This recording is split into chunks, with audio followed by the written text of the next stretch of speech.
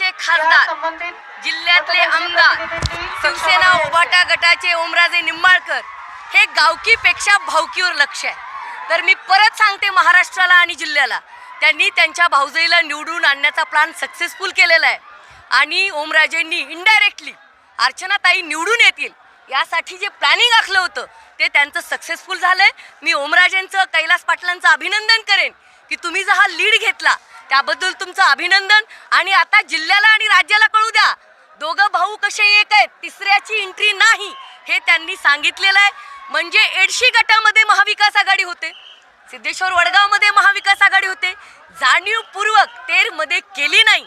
भाऊजाईला कुठेतरी अर्चना पाटलांना निवडून आणण्यासाठी ओमराजेंनी, कैलास पाटलांनी चांगली मदत केली आहे, त्यांचं अभिनंदन. आणि दुसरी गोष्ट अत्यंत दुःखाने मला महाराष्ट्राला सांगायचंय, ज्या पद्धतीने मराठा ओबीसी लावला गेला, वाद लावला गेला आणि बाकीच्या वोटर्सला जी दमदाटी झालेली आहे भाजपाच्या अर्चना पाटलांकडनं ती सुद्धा, आणि पैशाचा कोटीमध्ये पाऊस प्रत्येक गल्लीमध्ये, मी तर म्हणेन तेर गावचे प्रत्येक सीसीटीव्ही रात्री 12च्या नंतर चेक व्हावेत.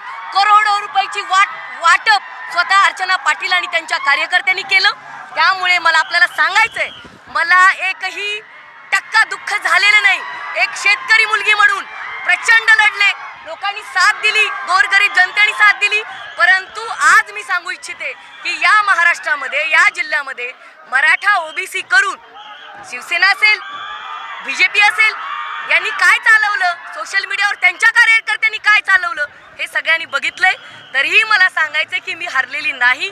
हो, मी शोषित वंचितासाठी बोलते, लढते आणि आजही माझा तो स्टँड आहे की सामान्य लोकांना संधी मिळाली पाहिजे.